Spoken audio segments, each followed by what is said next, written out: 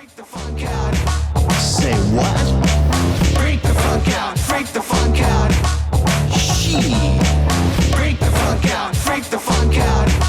One more time. Freak the funk out. Freak the funk out. Hey, what's up, guys? Dhaivat, first segment of the Culture Corner, and I just wanted to start with my thoughts on the Black Lives Matter international movement, and just kind of where it's headed, or just seeing some patterns that are emerging with the way things are going, because I think there is something else at play, right? Now, we can all agree that the original video, Death of George Floyd, terrible, everything about it is terrible, so, and that doesn't even need to be said.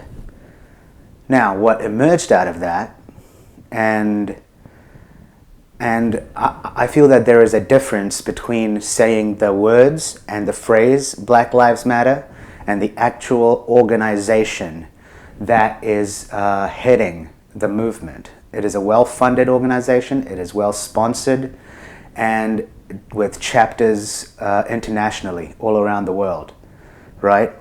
Even here in New Zealand, there was a massive turnout for the Black Lives Matter rallies everywhere in the major cities. So, the words Black Lives Matter, I feel, are different from the organization Black Lives Matter, because we can all agree as decent human beings that yes, Black lives do matter. Now, the organization, though, has been around since 2013 and has a very specific goal and specific agendas, which you can find on their website. I will show you the interview that Terry Crews did with CNN, which kind of highlighted this kind of discrepancy, which not many people are focusing on. And on that interview, Don Lemon even admitted, straight up said, Black Lives Matter doesn't mean that all Black lives matter, when Terry Crews was speaking about black on black violence and crime. When you look at the parents of these little kids who are mentioning, saying, hey man, why aren't they speaking up for me too? And this is what I'm saying. When I look at this whole thing about, it's about who is controlling the narrative. It's got to be all Black Lives Matter. And what's happened is that because I even challenged it, because I even questioned and warned people, Terry, I became like if I told you to wear a mask, but Terry, they want to kick you out. You're a high-profile person. You're writing things out there. You know you're going to get backlash. You know people are going to respond to what you're saying on Twitter. So I don't think you should be surprised by that. I have a skin as tough as an armadillo because of what I do, and I think maybe you should adapt that. But here's what I have to say. The Black Lives Matter movement was started because it was talking about police brutality. If you want an all Black Lives Matter movement that talks about gun violence in communities, including, black communities, then start that movement with that name. But that's not what Black Lives Matter is about. It's not an all-encompassing. So if you're talking about, if someone started a movement that said, cancer matters, and then someone comes in and said, why aren't you talking about HIV? It's not the same thing. We're talking about cancer. So the Black Lives Matter movement is about police brutality and injustice in that manner, not about what's happening in black neighborhoods. And I found that very interesting because, obviously, when one would think of the phrase Black Lives Matter, it would be all-encompassing, but it's not. So I think that's a flaw of the movement. But if you go on their website and you look under what we believe, you will find very specific language that is very specific to a certain kind of thinking that has been emerging and widespread across the West, and even in some parts of the East. It's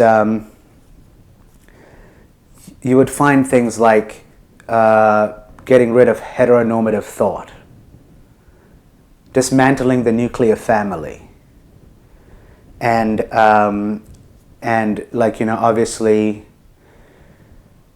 one could ask the question when reading those things, like, well, what do those things have to do with Black Lives Matter? And so that's what I mean by it's this intertwined movement. That is why it is having such strange impacts, right? Such as pop culture being heavily affected. The Simpsons announcing that they will not use white actors for non-white characters, which is interesting because The Simpsons are clearly yellow.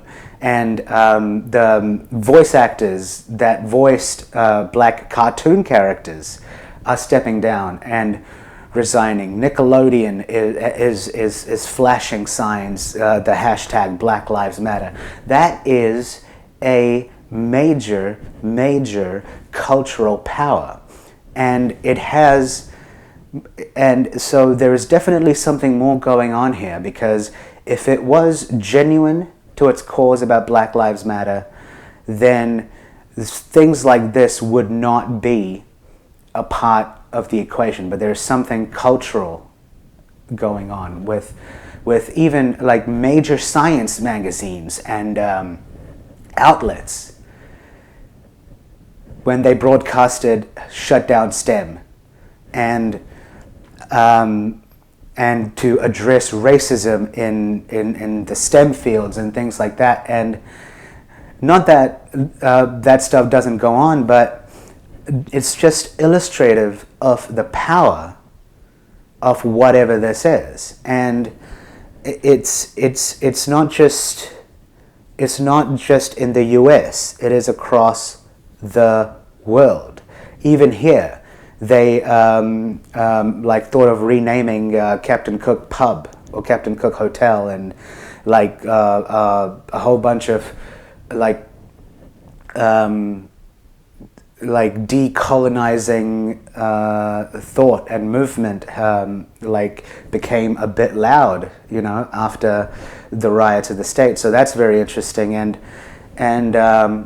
along with a company in my home country of India, Unilever, which has this skin cream, Fair and Lovely, and they've had it for years and years, right? And all of a sudden they decide to take away Fair from Fair and Lovely because it's somehow racist. There is something else at play, which I think we'll see leading up to the US election, because this kind of cultural disruption is interesting, let's say, and it's very interesting to observe, especially after the same kind of media phenomenon that happened during COVID. And so not exactly sure where it's headed, because the goal of the movement is clearly doesn't just stop at police brutality. And I think that's why it is intertwined with a lot of these other strands, I would say, of the movement, such as Antifa, radical feminism, LGBTQ, which is all, by the way, on Black Lives Matter official website. So it's all this kind of weird intertwined